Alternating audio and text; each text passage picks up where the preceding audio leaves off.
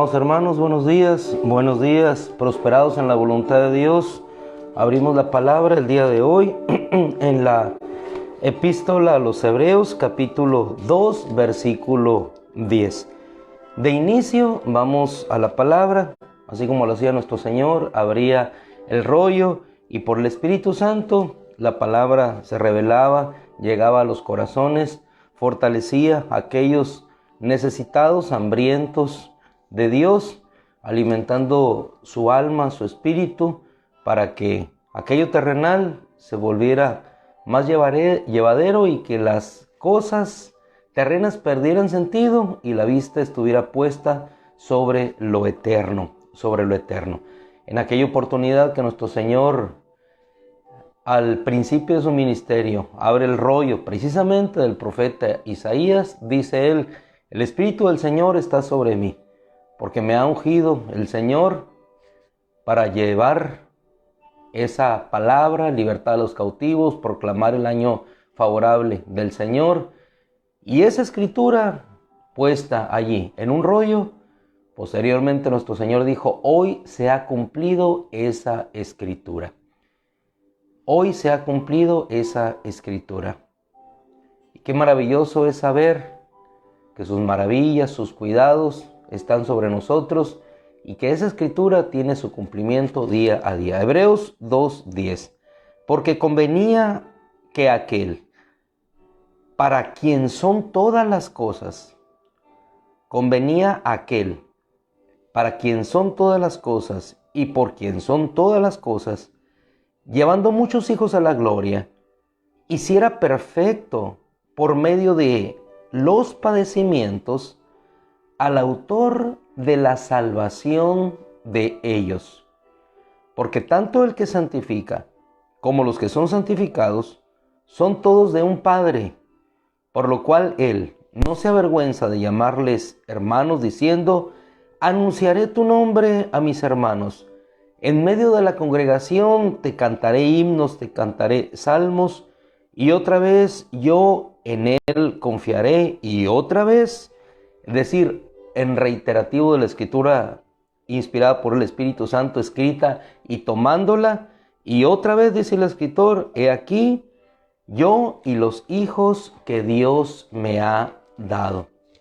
Repito esta porción de la escritura: convenía aquel, por quien son todas las cosas y para quien son todas las cosas, que llevando muchos hijos a la gloria, hiciera perfecto al autor de la salvación de ellos. Ahora, por favor, nos trasladamos al libro del profeta Isaías, capítulo 53, y vamos a posicionarnos allí en el versículo 10. Cuando nosotros vemos al profeta Isaías, a quien le tocó estar durante la historia en el desarrollo del pueblo de Israel, Judá, durante 4 reyes. Vemos a Usías, levantado a los 16 años, que reinó 52 sobre Jerusalén. Le tocó al profeta Isaías estar en el reinado de Jotam, 25 años en el ascenso al trono, reinando 16. Acaz, llegando a los 26, reinando 16, obviamente también sobre Jerusalén. Ezequías, del cual tenemos un poco más de memoria en los libros de Crónicas, Reyes, el mismo profeta Isaías, un joven a los 25 años llegó al trono, reinó 29 sobre Jerusalén. En ese tiempo, en los cuales el pueblo de Israel estaba subyugado, sometido por Asiria cuando invadió Sennacherib, ellos esperaron una salvación. El profeta una y otra vez habló de parte de Dios y la salvación llegó. Pero más allá de la salvación temporal, cuando ellos vieron cómo empezó posteriormente a reedificarse el templo, las murallas a levantarse, habría una salvación que miraba no hacia lo terreno, sino hacia lo eterno. Y así como Cristo dijo: hoy se ha cumplido esta escritura, también se cumpliría el tiempo y el momento en el que la verdadera liberación para ellos tendría su efecto. Isaías 53, versículo 10. En relación con Hebreos 2:10, dice la Escritura: pero quiso el Señor quebrantarle, sometiéndole a padecimiento, cuando Él se entregue a sí mismo como ofrenda de expiación. Él se entregue a sí mismo como ofrenda de expiación. El pueblo de Israel vio la gloria de Jerusalén, cómo aquel templo empezó a reedificarse, cómo a pesar de que ellos habían sido llevados a aquellas naciones producto de su conducta pecaminosa delante de Dios, pero Dios los rescató, vieron la gloria de aquel templo y como ellos decían, bajo la Escritura, la gloria postrera de este templo será mayor que la primera. Pero ellos vieron el templo, la Escritura que se cumplió terrenalmente ante sus ojos. Pero cuando vemos la Escritura, no solamente estaba hablando de los acontecimientos temporales que habrían ellos de observar, sino del acontecimiento maravilloso y eterno de que esos hijos no serían llevados a una gloria terrena como lo era el templo o como lo era la reedificación de las murallas, sino que serían llevados a una gloria eterna. Y en este ínter de que el profeta está hablando de los juicios a las naciones, de el llevar a su pueblo hacia aquellas tierras, inserta en el capítulo 53 la esperanza, pero no terrena, la esperanza eterna, porque introduce quién era el que les habría de llevar a la verdadera gloria, no la terrena de su pueblo. Y fue lo que el pueblo de Israel, cuando Él vino, no pudo entender. Dice: quiso el Señor quebrantarle, sometiéndole a padecimiento, cuando Él se entregue a sí mismo como ofrenda de expiación. Fue restaurado el templo, fueron restaurados las murallas y entonces Jerusalén llegó a ser gloriosa de nuevo. Pero ¿qué es lo primero que el Señor hizo? Empezar a restaurar el templo. ¿Y cuál es el templo que el Señor estaba buscando? No era el templo edificado sobre una roca angular, terrena, física. Era la verdadera roca, la roca eterna. Luego entonces, hermano, cuando vemos la Escritura, más allá de lo terrenal, de la liberación terrenal, de la sanidad terrenal, del milagro terrenal, y vemos lo eterno, podemos ver que cuando los antiguos hablaban de la roca eterna, tomados de la roca, no eran de la roca que les daba agua solamente, no eran de la roca del templo, era de la roca eterna que estaba puesta más allá de un templo terrenal, que era Cristo el Señor, el brazo del Señor que se levantaría. Y nosotros todos como piedras vivas, según nos explica después Pedro en el Nuevo Testamento, seríamos edificados como piedras vivas sobre un templo espiritual, siendo Cristo mismo la roca angular de un templo. Pero ¿qué hizo posible que tú y yo pudiéramos ser hoy templos del Espíritu Santo? El sacrificio, su sacrificio, la voluntad de Dios prosperada en manos de ¿quién? Del siervo sufriente que Él envió para ser la roca eterna, roca angular, sobre la cual nosotros habríamos ser reedificados. Ahora, quiero centrarme y centrar toda nuestra atención en la declaración tan enfática, tan hermosa que viene a continuación. Verá a su descendencia. Verá a su descendencia. ¿Cuál descendencia? Ni tú ni yo somos descendientes de Benjamín, ni de ninguno de los patriarcas de Israel, pero somos hijos de Abraham por medio de la fe. ¿Y somos descendencia de quién? De Abraham. Somos descendencia de aquel que murió por nosotros. Hebreo nos dice, les llama hermanos. Somos hijos de quién? De Dios. Somos hijos de Dios por medio de aquel que nos adoptó a través de Jesucristo por el solo beneplácito de su voluntad. Esta escritura no se cumplió en aquel tiempo, pero esta escritura está cumplida hoy. Somos hijos de Dios. Verá su descendencia, prolongará sus días. Y en lo que quiero centrar mi atención Es en la parte final de este versículo donde dice, y la voluntad del Señor prosperará en su mano. ¿Y cuál es la voluntad de nuestro Señor? Hebreos 2:10 nos vuelve a decir, porque convenía que aquel para quien son todas las cosas y para quien son todas las cosas, llevando muchos hijos a la gloria, hiciera perfecto por medio de su padecimiento al autor de la salvación de ellos. Al autor de la salvación de ellos. ¿Y cuál es la voluntad de Dios para nuestra vida?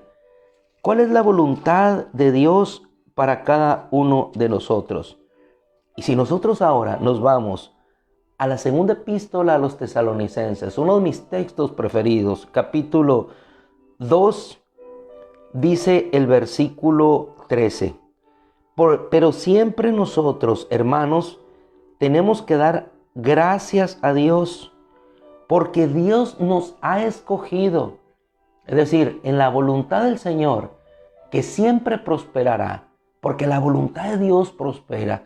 En esa voluntad tú y yo hemos sido escogidos y hoy somos la descendencia de aquel que en un día se dijo, será el siervo sufriente, pero llevará muchos hijos a la gloria y la voluntad del Señor prosperará en su mano.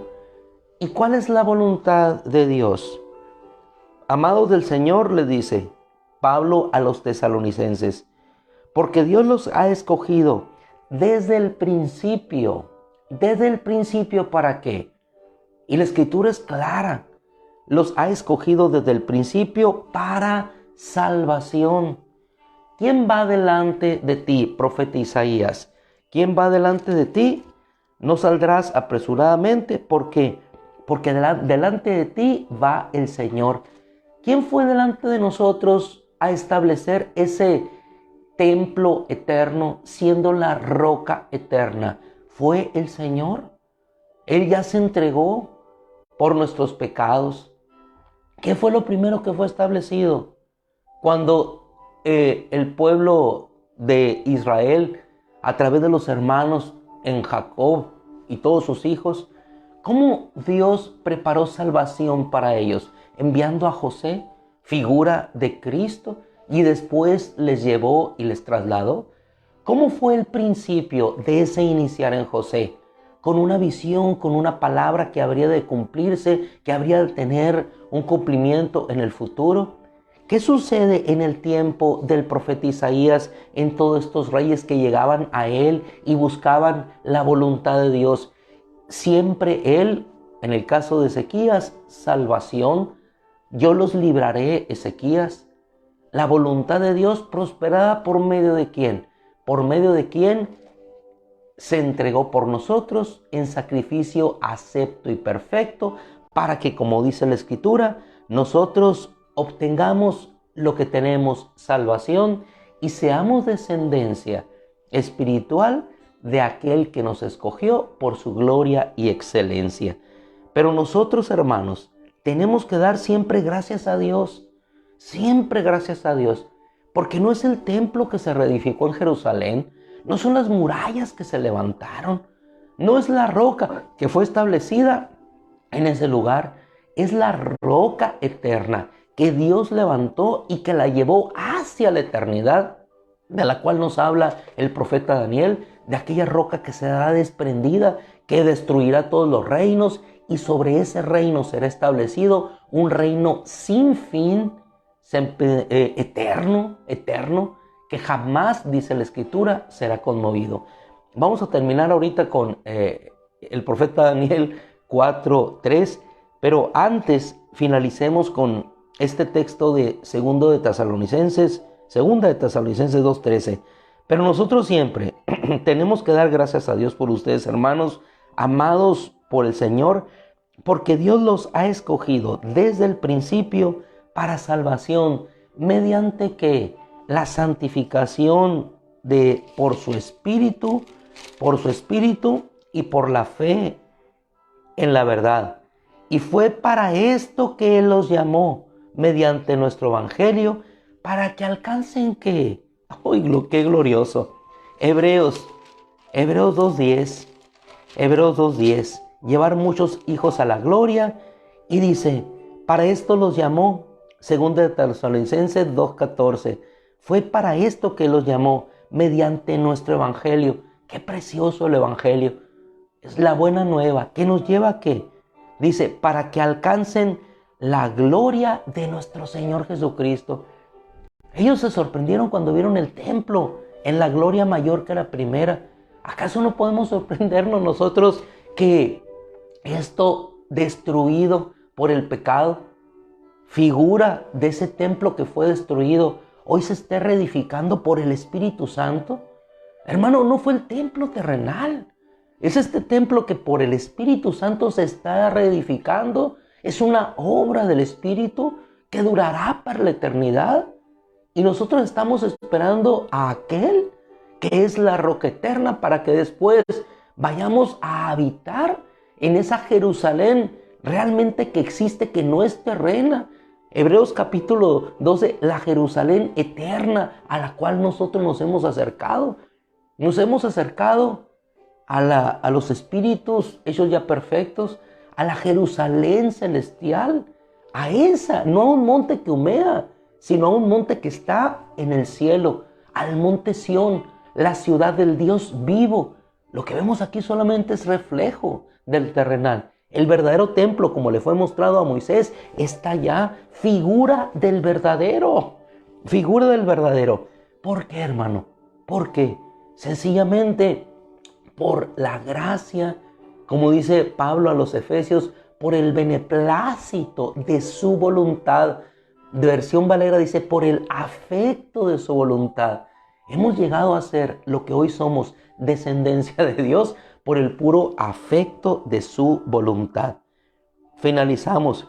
El tiempo se nos prolongó y la voluntad del Señor, 53 de Isaías 10, prosperará en su mano. Así es que eres prosperado porque la voluntad de Dios llegó a ser hecha una realidad hoy para tu vida. Padre, en el nombre de Cristo, bella tu palabra, hermosa tu presencia, edificante, Señor, en todo sentido, tu maravillosa palabra. Daniel 4:3, Señor, se nos quedó en la memoria, en un papel, pero cada uno, Señor, vemos allí el reino eterno que viene. En el nombre de Cristo, gracias, Padre, por este hermoso día y por la bendición de la voluntad tuya prosperada en tu Hijo que nos hace ser tu descendencia. Gracias, Padre. Amén. Mis amados hermanos, el Señor les bendiga. Ya les robé 5 minutos de tráfico. Señor les guarde. Hubo un accidente aquí medio complicado. Gracias a Dios, ninguna persona lastimada. Gracias a Dios. Tengan cuidado. Que los ángeles del Señor les cuiden y les prospere en todo camino. Y si Dios quiere, nos vemos hoy en la tarde. Chocolatito, Amanda, chocolatito. Dios les bendiga. Buenos días.